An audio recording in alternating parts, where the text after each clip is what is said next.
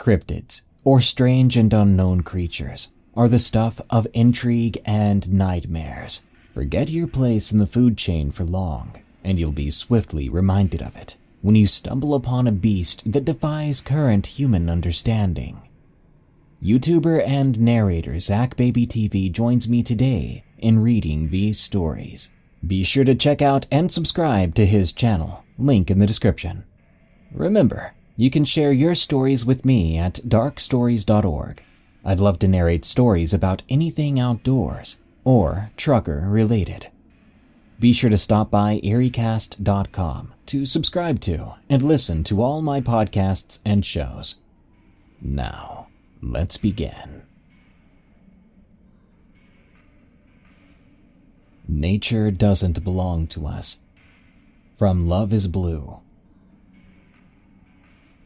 My story takes place in 2006. I'm a little older now, but the memories are still as vivid as yesterday. I believe it was mid-November. My partner at the time, Tasha, and I were lovers of nature. It was what enabled us to get along so well. She was the only person I've ever met who could enjoy the peace of being out, away from the city, surrounded by nothing but trees, hills, and animals, without letting the many variables of our lives distract us from the natural wonder. Of course, we loved hiking. We were situated in the perfect area for it too. We were both from Estes Park.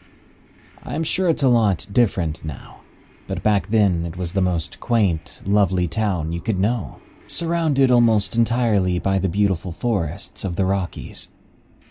We were on a hike like any other. I remember it was the first snowfall of that winter, which is always something to cherish in northern Colorado. Tasha loved the snow too. She was adamant about us getting out to experience it, and I obliged. That day we took our regular route, a path just big enough for a bicycle or two that sloped up the foothills of the Rockies before it merged with the coyote paths that ran between the smaller mountain peaks. One thing I do recall about our hike that day was that there was a peculiar smell in the air. It was reminiscent of how the air smells right before a thunderstorm, like static and ozone. Typically, snow clouds don't bring that kind of air with them. I think it was the afternoon, because the sky was just a little dark, still bright enough to safely see where we were going. Tasha was ecstatic about the snow, and to be fair, so was I. We were about 1 kilometer in, and everything was going fine. Then, the next moment, I became nauseous.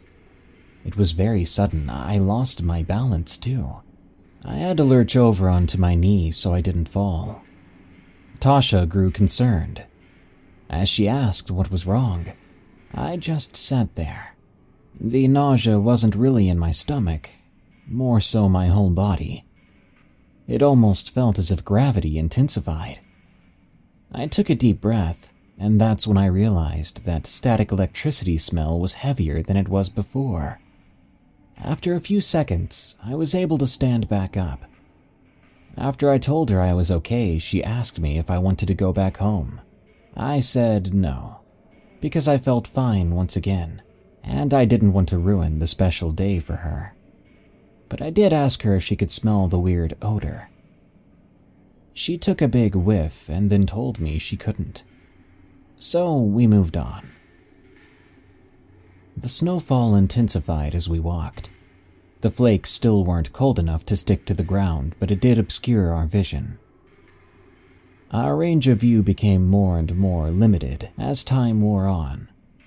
We were caught up in the snowfall, and each other though, so we were too busy to notice. Plus, we knew the path so well. When it became clear that we couldn't see no more than 20 feet in front of us, we didn't mind, because we knew exactly where we were. We were having an amazing time until that wave of nausea hit me again. It was less intense this iteration. I didn't topple over, and I didn't need to tell her, but I could still feel it. I worried it might be an underlying health issue, or something like that. wasn't a young man after all. As I theorized internally as to what might be causing it, something caught Tasha's eye. She tugged at my sleeve to get my attention. Who's that? Looking up the trail, I could barely make out a human figure. They were around 6 feet tall, I'd say. They were walking very slowly in the same direction we were. It was snowing heavily at that point, but our town was full of avid hikers, so it wasn't too strange. I don't know, I responded.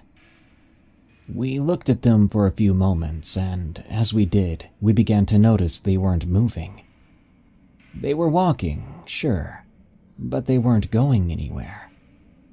It was as if they were walking in place. What the heck are they doing? It became clear Tasha was a little unnerved. So was I.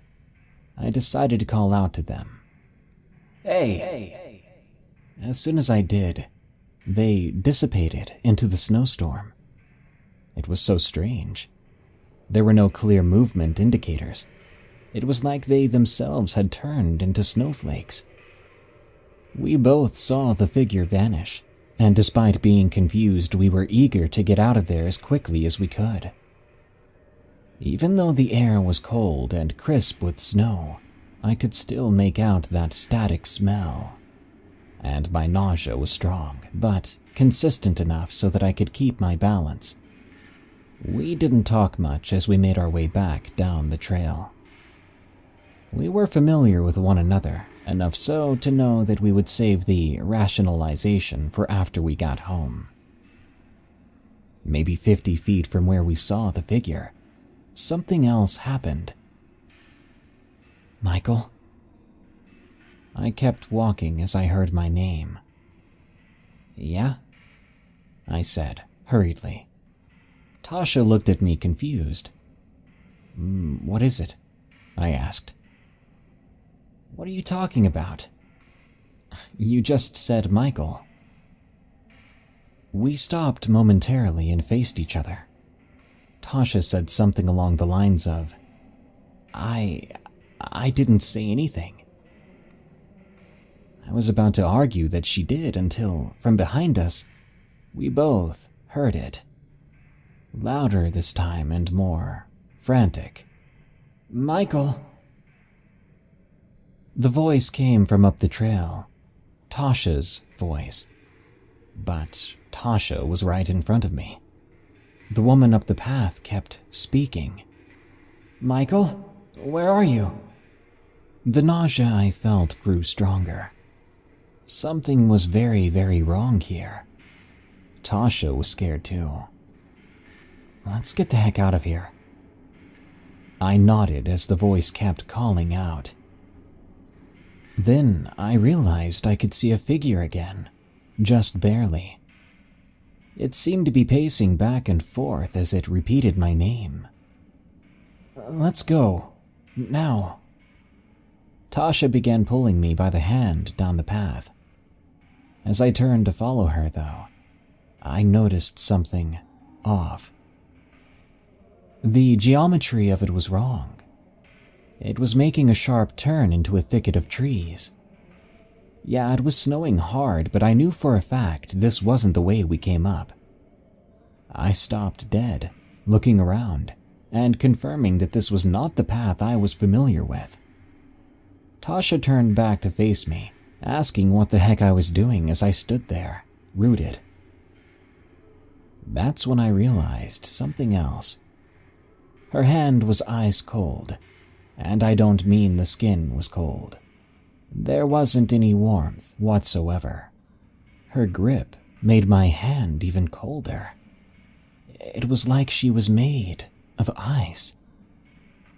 As I looked at her frantically urging me to come down the path, her eyes glazed over. I don't really know how to describe it, but they weren't Tasha's eyes.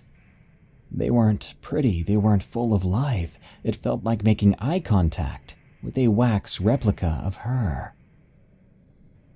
She kept trying to pull me as the other voice kept calling my name, and I took the only course of action I saw fit. I shoved her. I shoved my partner of 3 years hard, causing her to fall backwards and roll a little down the hill. And then I took off, back up the path, to the voice calling out to me. Only a few big strides and I found her. Tasha. My Tasha. She was covered in snow, shivering a bit. She hugged me as soon as she saw me.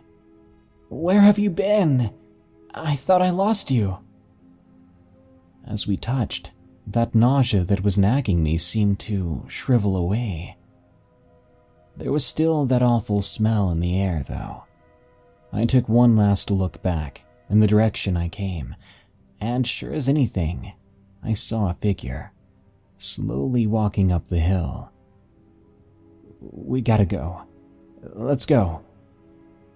My voice cracked from my nervousness.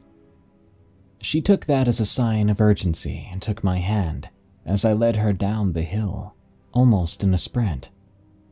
Her hand, though, was cold, and it warmed mine up. Soon enough, we saw city lights. Finally getting off the trail and onto cement sidewalk was the most relieving feeling. We walked home, no longer rushing. She asked me a lot of questions regarding where I went and how I got away from her. In truth, I didn't know how to respond. I never told her about the other Tasha, and I really don't know why. I was afraid she'd think I was crazy, I guess. Due to a lucrative job opportunity, we moved shortly after the event and have been situated in Denver ever since. We never did go back to that hiking trail. Even now, I still have so many unanswered questions. How could whatever it was have possibly slipped in between us? There was never a point where my eyes were off of her, and we never split up. And what was that peculiar smell? Why was I so darn sick? Maybe a very primal part of me, beyond my sense of logic, knew something was wrong. But I don't know. There is one thing I'm certain of, however. As much as humans like to pretend, nature doesn't belong to us. There are things out there that we can't understand. When I think back and remember making eye contact with that imposter, or whatever it was, I somehow know that if I chose to follow her, I wouldn't be alive to write this now. Stay safe, everyone. The Thing in Hawk Mountain, from Parker Cusk. I live in Briningsville, Pennsylvania. This story is about an experience I'll never forget. One day I had to go over with my mom to help shovel at my grandma's. Her house was right in front of a really well-known hiking mountain and falcon and hawk preserve. It's called Hawk Mountain. There was one trail that led up 7 miles to the top. It was a gorgeous mountain, but not a lot happened there besides seeing hawks. There were a lot of them after all. My grandma lived in a big townhouse right in front of the entrance to the trail. She was the usual cat lady. She had some stray cats always come from the trail to eat food she always left out for them. As it had snowed 7 inches the night before, I had to shovel a path for the cats to come up and eat. It was 6:30 when my mom drove me over to shovel. It was dark out, and the entrance of the trail was creepy as ever. The woods were always sketchy to me, but I didn't care. I mean, I was getting paid $60 to do this. I was 14 at the time, so I was always down to make money. I shoveled up a good path for the cats. At one point, I was 5 feet away from the woods. I kept shoveling when I heard some rustling in the woods. It wasn't as dark in this area, so I was able to see a bit more, even though it was 7 p.m. at that point. I just kept on working, just thinking it was a giant hawk or something.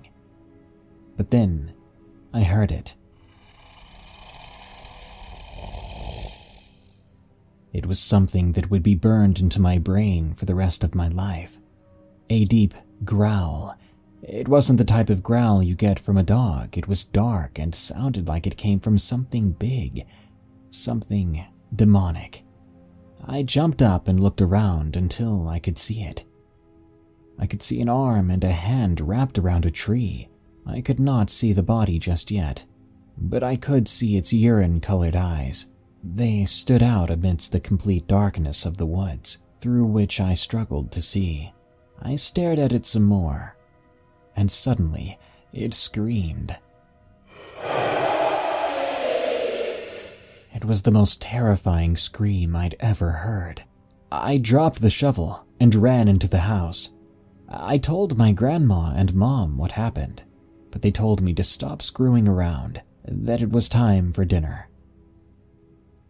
After I ate, I went home, and I never knew what it was or what it wanted.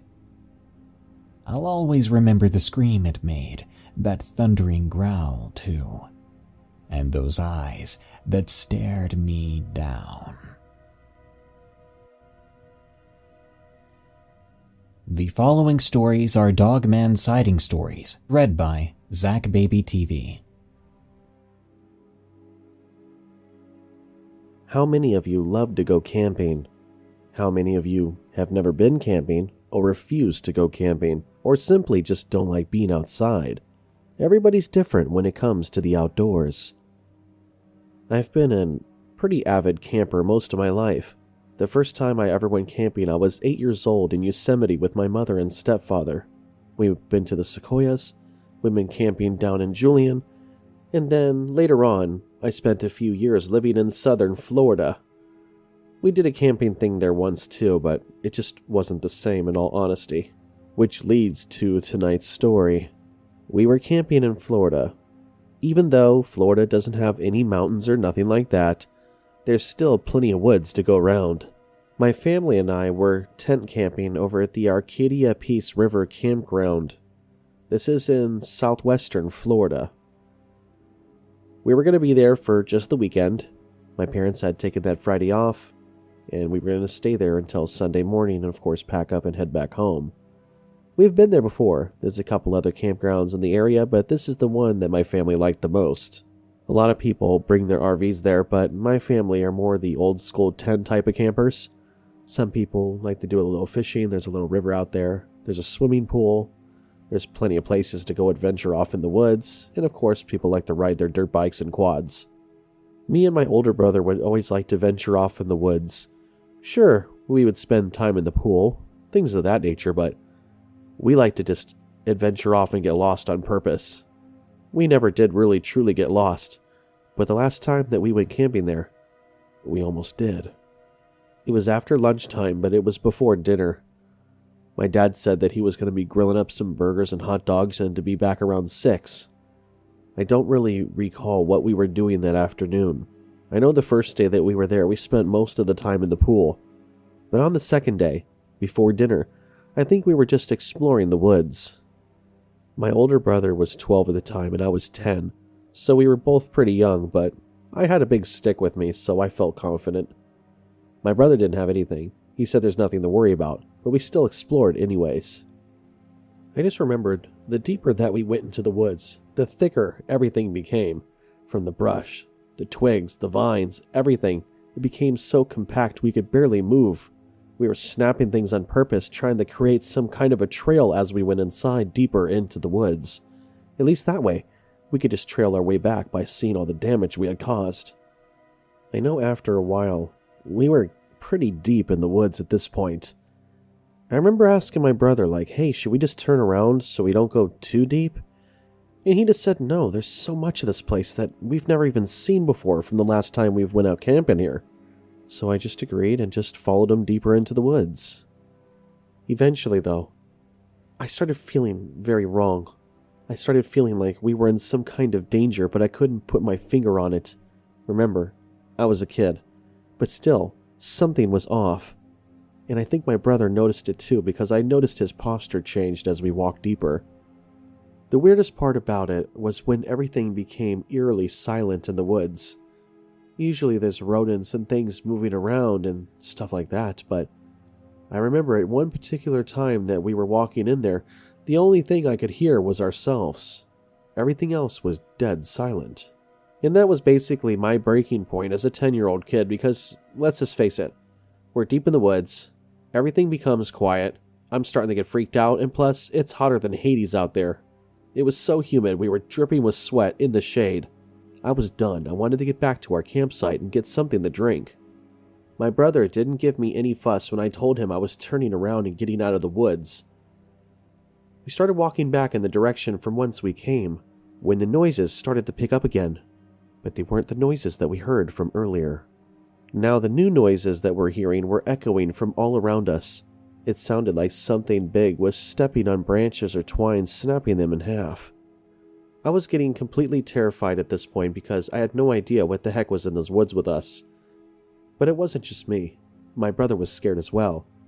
He told me just to keep going and follow our tracks to get out of here. Something is in the woods with us. Usually, that's him trying to mess with me, but that day, he was completely honest, and I knew it. I heard it too.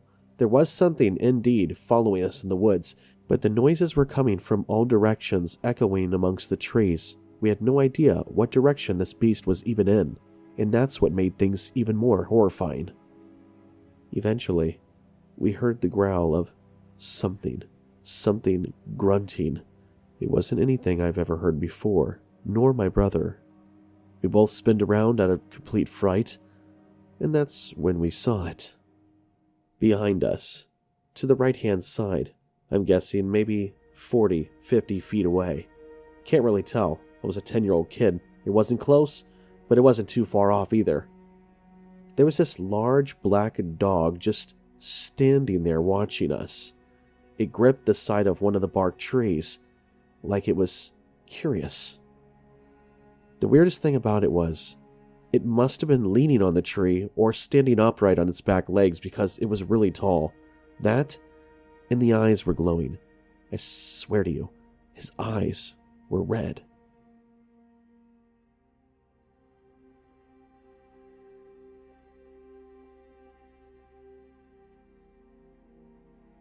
I cannot speak for everybody else.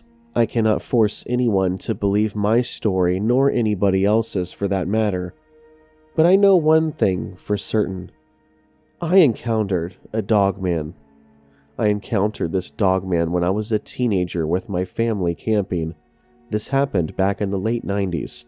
I was only 16 at the time. I'm born and raised in Little Rock, Arkansas. If you know anything about Arkansas, then you know that they have a lot of mythologies and cryptids themselves.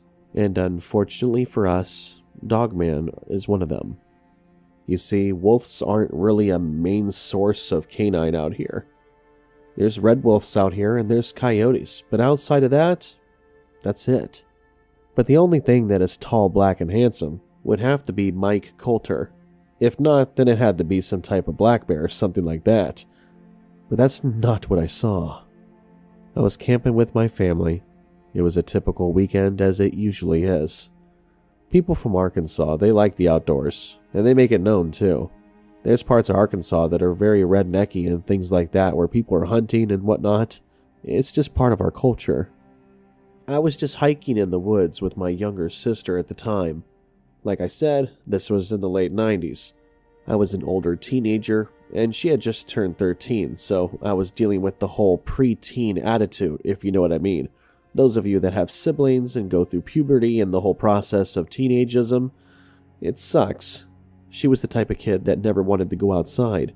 She didn't want to go hiking, she didn't want to go camping, she just wanted to sit on her computer all day and chit-chat with people on AOL and things like that. Realistically, it was a good thing that we went camping. It got us out of the house for some fresh air, for some new scenery, and it gave her something else to do for once. Anyways, my parents had everything set up. We had already had lunch that afternoon, and I told my sister I wanted her to walk with me and explore the area. She denied the proposal at first, but my mom insisted, so she obliged. So all of you that don't know about Arkansas, we got the Ozarks out here, we got some serious forests and landscape out here, we got some areas out here that you just don't want to go to in all honesty. But it's beautiful. nonetheless. So let's get straight to the point. We were walking on this hiking trail that was on the outskirts of the camping site. There was this wood line that was on the right-hand side that had this dark little opening. You could totally tell it was some man-made trail, and I wanted to go explore it. I remember stopping in my tracks and pointing to it to my sister and telling her, "Hey, check it out."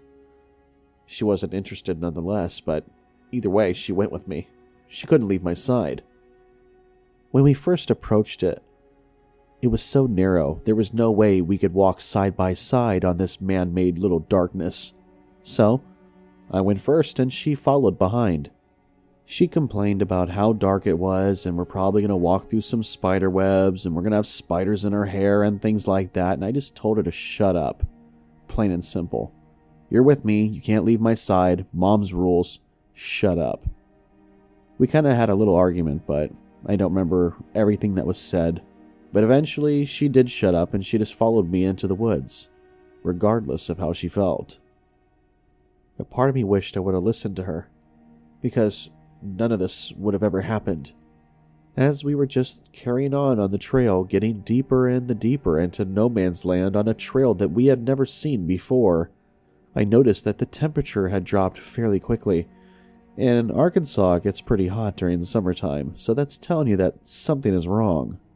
You'd think that my spidey sense would have been alerted, but it really wasn't. Not at that exact moment, at least. However, my spidey sense completely turned on when we heard the howls.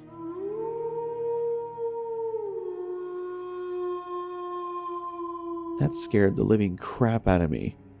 I know what a coyote sounds like, and there's not too many red wolves in this area anyways, if any. It sounded really close, and that worried me for my sister more than myself. I told my sister not to worry about it, it's just some wild dogs. I told her to turn around, and we started walking back in the direction we came with her now in front.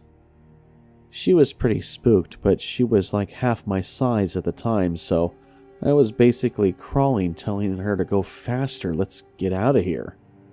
Eventually, she picked up the pace when we heard the snapping sounds from our left.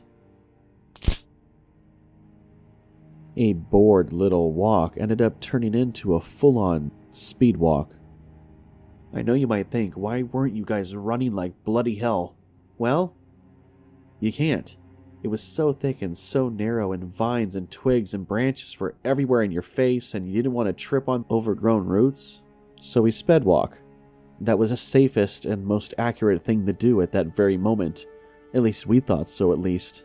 The faster we ran out, the closer this thing seemed like it was getting, as we could hear its heavy breathing getting closer and closer from behind us. I eventually screamed to run, and we said screw it, and we just ran as fast as we could. Thank God we didn't trip on anything else. If so, we would have had a different story tonight.